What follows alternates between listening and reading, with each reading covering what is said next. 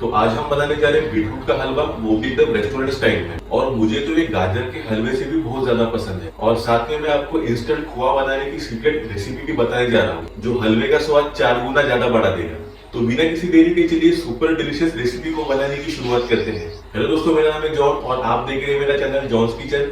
तो चलिए let's go.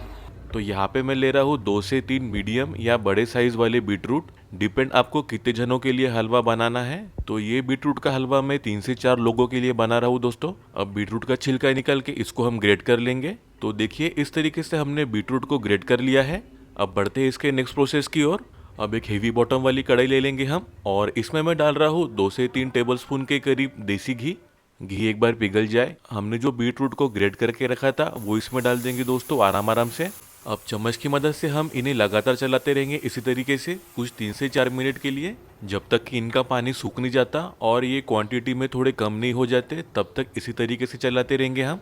अब इसके बाद हम इसमें डालने वाले हैं दूध। तो यहाँ पे मैं 1.5 कप के करीब दूध डाल रहा हूँ दोस्तों। अब दूध को हम अच्छी तरीके से मिला लेंगे बीटरूट के साथ में और लगातार चलाते रहेंगे हम इसी तरीके से।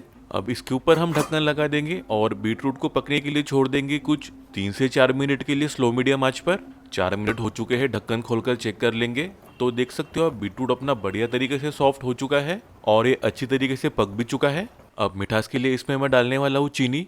तो यहाँ पे मैं आधा कप चीनी का इस्तेमाल कर रहा हूँ। तो चीनी की मात्रा आप अपने हिसाब से कम या ज़्यादा कर सकते हो। अब इसमें मैं डाल रहा हूँ काला नमक 1/4 से आधा चम्मच के करीब, से बहुत ही अच्छा फ्लेवर आएगा। और अब मैं डाल रहा हूँ चुटकी भर नमक। नमक को मीठे में डालने से उसका स्वाद और ज़्यादा बढ़ जाता है। अब मिला लेंगे एक बार और अच्छी तरीके से चम्मच की मदद से हम, और मिक्स कर लेंगे हम सभी चीज़ों को। गैस की फ्लेम को हम स्लो मीडियम में कर लेंगे। अब इस हलवे का दूध और पानी जब तक कि पूरी तरीके से सूख नहीं जाता तब तक कि इसे पका लेंगे हम, और तब तक हम इंस्टेंट खोआ बनाने की शुरुआत करते हैं। अब इसके बाद एक पैन में हम लेने वाले हैं 2 टेबल स्पून के करीब देसी घी। घी पिघल जाने के बाद इसमें मैं डाल रहा हूँ 1/4 कप के करीब दूध। दूध में एक उबाल आ जाए, फिर इसमें हम डालने वाले हैं 2 टेबल स्पून के करीब मिल्क पाउडर। अब चम्मच की मदद से मिल्क पाउडर को हम मिला लेंगे अच्छी तरीके से दूध और घी के साथ में और लगातार चलाते रहेंगे।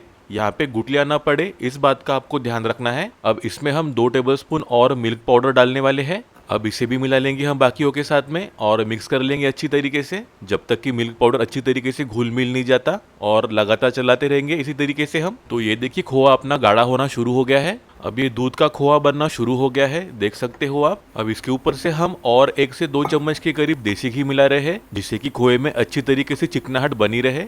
अभी धीरे धीरे पैन से खोआ छूटने लगा है। तो देख सकते हो आप खोआ अपना बिल्कुल रेडी हो चुका है, एकदम परफेक्ट मार्केट स्टाइल में। अब खोए को ठंडा होने तक वेट कर लेंगे हम। और यहाँ पे अपना बीटरूट का हलवा भी एकदम परफेक्टली पक चुका है दोस्तों, देख सकते हो आप। अब इसके ऊपर अपना ये होममेड खोआ को डाल देंगे हम दोस्तों। अब खोए को हम बीटरूट के हलवे के साथ मिक्स कर लेंगे अच्छी तरीके से और मिला लेंगे हम। और आखिर में इसके ऊपर हम डालने वाले हैं चॉप नट्स, किशमिश या जो भी आपके पास अवेलेबल हो। अब मिला देंगे इन्हें भी हम बाकियों के साथ में और मिक्स कर लेंगे अच्छी तरीके से। और फिर आखिर में इसमें हम डालने वाले हैं इलायची पाउडर। इससे हलवे में बहुत ही बढ़िया खुशबू आएगा। और ये अपना बहुत ही टेस्टी और डिलीशियस इंस्टेंट खोया वाला बीटरूट का हलवा बनके रेडी हो चुका है। तो मार्केट से आज ही जल्दी बीटरूट लेके आओ और इस तरीके वाले खोए का हलवा बनाओ, और मुझको कमेंट करके जरूर बताना आपको ये रेसिपी कैसी लगी। वीडियो अच्छी लगी हो तो प्लीज एक प्यारा सा लाइक जरूर कर देना। अपने दोस्तों और रिश्तेदारों के साथ ये रेसिपी को जरूर शेयर करो, और ऐसे बेहतरीन रेसिपीज के लिए मेरे चैनल को सब्सक्राइब जरूर कर लेना। बेल आइकन को दबाना बिल्कुल मत भूलना, इससे आपको मेरी हर वीडियो की नोटिफिकेशन मिलती रहेगी। और मेरे ये वीडियोस को भी क्लिक करना बिल्कुल मत भूलिए। तो मिलते हैं एक नई रेसिपी के साथ, तब तक अपना ख्याल रखना। Bye, thank you.